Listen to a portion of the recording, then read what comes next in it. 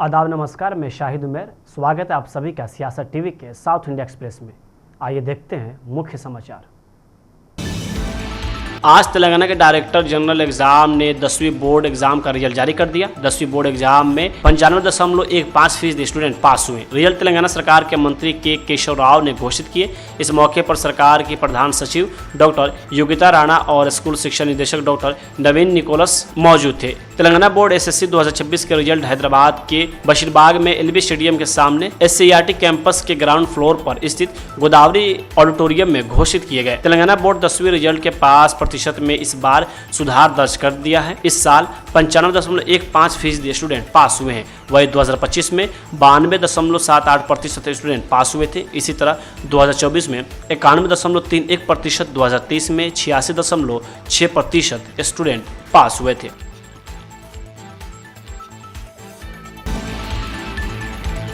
तेलंगाना के सूर्यापेट जिले के भाग्यनगर इलाके में नाराज निवासियों ने आज धंतापल्ली सड़क पर खाली पानी के डब्बे लेकर धरना दिया और ताजे साफ पीने के पानी की आपूर्ति की मांग की। एक प्रदर्शनकारी ने कहा कि पानी नहीं है, वे कूड़ा हटाने के लिए 50 से 100 रुपये मांग रहे हैं। उन्हें हमारी कोई परवाह नहीं है। आगे उन्होंने कहा कि वे हमें नीचे नज़र से देखते हैं क्योंकि हम गरीब हैं। निवासियों ने बताया कि पार्षदों से बार बार शिकायत करने के बाद भी कोई कार्रवाई नहीं की गई। हमने उनसे कई बार संपर्क करने की कोशिश की लेकिन उन्हें कोई परवाह नहीं है। वही आपको बता दें कि प्रदर्शन के कारण काफ़ी ट्रैफिक की भी समस्याओं से लोगों को जूझना पड़ा।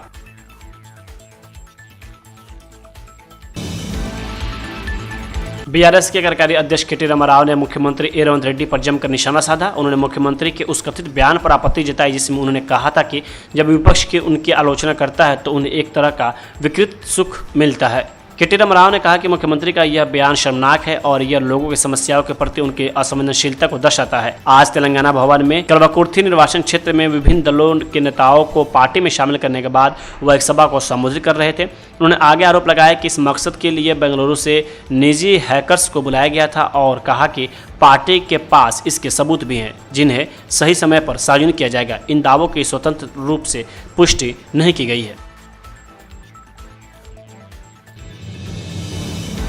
तेलंगाना के स्वास्थ्य मंत्री दामोदर राज नरसिम्हा ने आज घोषणा की है कि हैदराबाद जून 2026 में एक मेडिकल टूरिज्म कार्यक्रम की मेजबानी करेगा।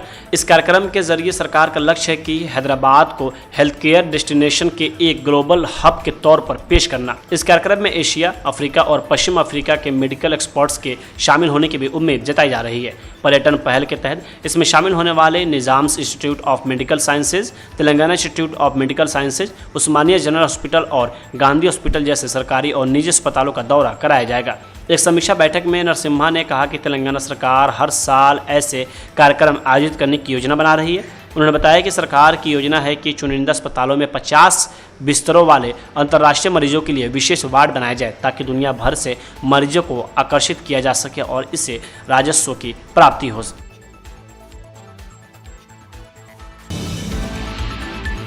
पश्चिम बंगाल चुनाव 2026 के दूसरे चरण के वोटिंग पर तेलंगाना बीजेपी अध्यक्ष रामचंद्र राव ने कहा कि बंगाल की राजनीति जो पहले हिंसा और धमकियों से भरी थी, इस बार बंगाल के वोटर पहली बार महसूस कर रहे हैं कि वे एक लोकतांत्रिक व्यवस्था में वोट डाल रहे हैं। इसका पूरा श्रेय भारत के चुनाव आयोग और चुनाव अधिकारियों को जाता है जिन्होंने यह सुनिश्चित करने के लिए हर संभव सावधानी बरती है कि चुनाव निष्पक्ष और स्वतंत्र हो और बड़ी संख्या में वोटर वोट डालने के लिए बाहर निकले।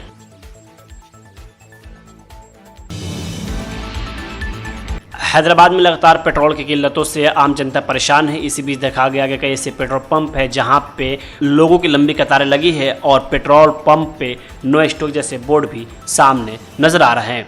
लोगों की अपनी नाराजगी है। इसी बीच आज मंत्री जी किशन रेड्डी ने पेट्रोल पंप के लोगों के साथ बैठक की और उन्होंने कहा कि पेट्रोल की कोई किल्लत नहीं है और हमने बैठक करके इस पे आपसी सहमति बनाई है। तेलंगाना में, आंध्र में और कुछ जगह में डीजल शॉर्टेज है, पेट्रोल शॉर्टेज है, ऐसा बहुत नो स्टॉक्स बोर्ड्स के कारण एक गलत प्रचार हुआ। आज तेलंगाना में जो नॉर्मल डेज पे पेट्रोल डीजल खरीदते हैं लोग, अभी उसका 100% डबल हो गया। इसके कारण थोड़ा प्रॉब्लम हुआ है।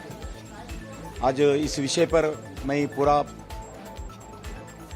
पेट्रोलियम कंपनीज IOCL हो, BPCL हो, सभी कंपनीज HPCL हो, सभी लोगों को बुलाकर रिव्यू किया हूँ। हमारे पास पूरा स्टॉक्स है, कोई प्रॉब्लम नहीं है।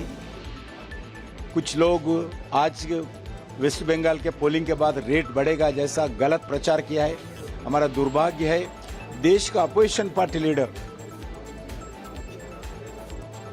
गैर जिम्मेदारी के साथ इर्रेस्पॉन्सिबल स्टेटमेंट राहुल गांधी जी ने दिया है। वो ऐसी स्टेटमेंट देने के कारण आज देश में जो पेट्रोल डीजल हो उसका परचेस डबल हो गया, क्योंकि रेट बढ़ेगा इसलिए सभी लोग पेट्रोल गाड़ी में टैंक फुल करके फिर घर में अनलोड कर रहे। इसके कारण ये गर्मी का सीजन है। मैं लोगों से अनुरोध करता हूँ, घरों में कोई पेट्रोल मत रखिए आप लोग। ये गर्मी के सीजन है, एक्सीडेंट होने का समस्या भी है। मैं देश के जनता से अनुरोध करता हूँ, कोई भी पेट्रोल अपने घरों में स्टॉक मत रखिए। भारत सरकार के पास, भारत देश के पास, अभी पेट्रोलियम कंपनीज के पास आज पेट्रोल डीजल स्टॉक्स है। अभी कोई चिंता करने का जरूरत नहीं, कोई टेंशन होने का जरूरत नहीं, पैनिक होने का जरूरत नहीं है। हम पूरा सप्लाई भारत सरकार के द्वारा कर रहे हैं। आप जो भी टेंशन है भारत का प्रधानमंत्री नरेंद्र मोदी जी लेंगे। आपके 140 करोड़ जनता का टेंशन भारत का प्रधानमंत्री नरेंद्र मोदी जी लेंगे। कांग्रेस में सेवा दल एक अहम रोल अदा करता है, लेकिन इस बीच कई सालों से देखा गया कि सेवा दल के नाम पे कहीं पे भी कोई प्रोग्राम नहीं चल रहे हैं। इसी बीच आज हैदराबाद में सेवा दल ने प्रोग्राम किया और उन्होंने अपने सारे कार्यकर्ताओं को इकट्ठा किया। इसी बीच पूर्व सांसद हनुमंत राव ने कहा कि आरएसएस का काम है हर जगह नफरत फैलाना, लेकिन अब सेवा दल की टीम मजबूत हो गई है और राज्य सरकार जो कामें कर रही है उसको हम गली गली जाकर गिनवाने का काम करेंगे और सेवा दल को एक बार फिर से मजबूत करेंगे।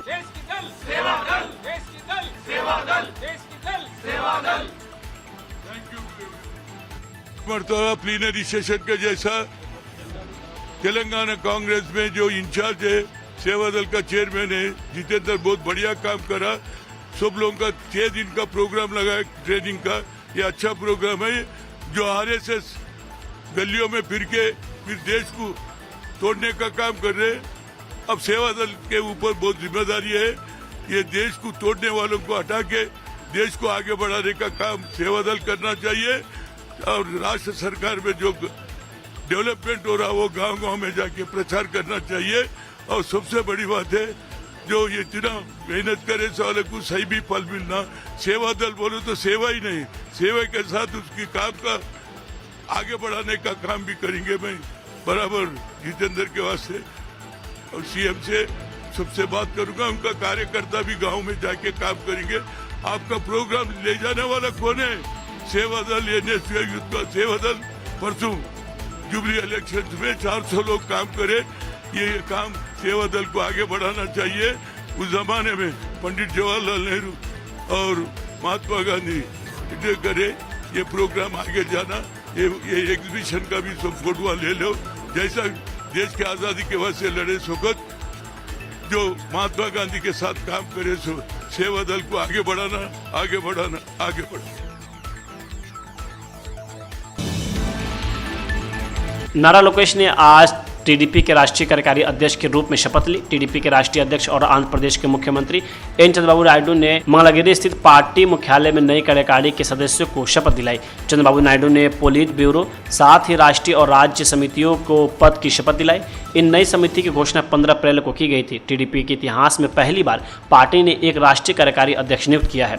लोकेश, जो मानव संसाधन विकास, सूचना प्रौद्योगिकी और इलेक्ट्रॉनिक्स विभागों का काम संभालते हैं, उन्हें पहले ही चंद्रबाबू नायडू का संभावित उत्तराधिकारी माना जा चुका था। उन्हें यह पदोन्नति टीडीपी के नेतृत्व वाले एनडीए के राज्य में भारी बहुमत के साथ सत्ता में आने के लगभग 2 साल बाद मिली है। लोकेश की इस पदोन्नति को पार्टी की चुनावी सफलता में निभाई गई उनकी अहम भूमिका का इनाम माना जा रहा है। टीडीपी नेतृत्व ने इन समितियों का गठन अनुभवी दिग्गजों और नए चेहरों के मेल से किया है। विपक्ष के नेता और बीजेपी सदस्य नारायण स्वामी ने कहा कि कांग्रेस को कर्नाटक के विकास की जरा भी परवाह नहीं है। वो पूरी तरह से सत्ता की लड़ाई में उलझे हुए हैं, क्योंकि सिद्धरामैया और डीके शिवकुमार सीटें खाली करने को लेकर अड़े हुए हैं। इस बीच विधायक अपने अपने निर्वाचन क्षेत्रों में मौजूद नहीं है। विकास पूरी तरह से ठप है, जहां तक कि सभी निर्वाचन क्षेत्रों में पीने के पानी की समस्या भी बनी हुई है। वे सिर्फ सत्ता का सुख भोगना चाहते हैं। कांग्रेस नेताओं का स्वभाव ही ऐसा है। उनके विधायक दिल्ली में चुनाव प्रचार कर रहे हैं लेकिन अपने ही निर्वाचन क्षेत्रों की अनदेखी कर रहे हैं। यह बहुत गलत है। आगे उन्होंने ये भी कहा कि कर्नाटक की जनता को उन्हें सबक सिखाना चाहिए।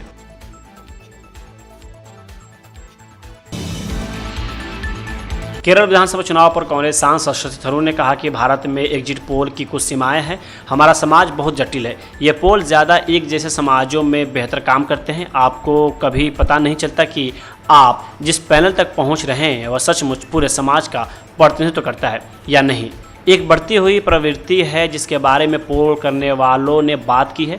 लोग दूसरों को यह बताने में हिचकिचाते हैं कि उन्होंने किसे वोट दिया। आगे उन्होंने कहा कि हमें पूरा भरोसा है कि हम चुनाव में बहुत अच्छा प्रदर्शन कर रहे हैं और मैं 4 तारीख को आने वाले नतीजों का बेसब्री से इंतजार कर रहा हूं।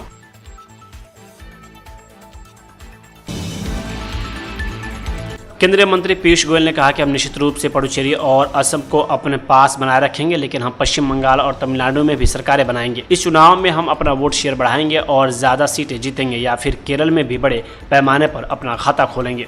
लंबे समय में भारतीय जनता पार्टी के नेतृत्व वाला राष्ट्रीय जनतांत्रिक गठबंधन यानी एनडीए अपनी बढ़ती स्वीकार्यता और प्रधानमंत्री मोदी पर जनता के विश्वास और भरोसे के साथ स्पष्ट रूप से उन भ्रष्ट और अयोग्य सरकारों का विकल्प है जिनका नेतृत्व राहुल गांधी का परिवार यानी कांग्रेस पार्टी और ममता बनर्जी का परिवार यानी तृणमूल कांग्रेस या स्टालिन का परिवार यानी डीएमके कर रहा है। ये सभी पार्टियां इन परिवार द्वारा चलाई जाने वाली प्राइवेट लिमिटेड कंपनियां मात्र हैं, जबकि इनके मुकाबले भारतीय जनता पार्टी और हमारे सहयोगी एक मजबूत जनता केंद्रित और कार्यकर्ताओं द्वारा संचालित संगठन है।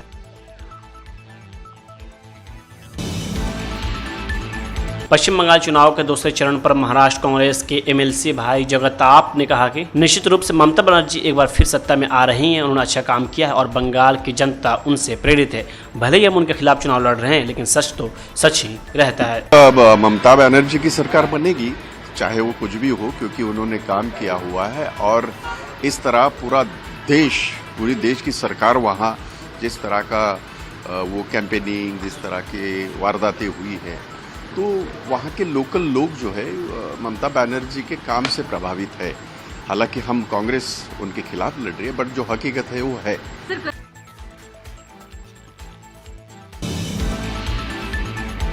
साउथ इंडिया एक्सप्रेस यही होता है समाप्त। मुझे दे अब इजाज़त। बाकी खबरों के लिए बने रहें सियासत टीवी के साथ।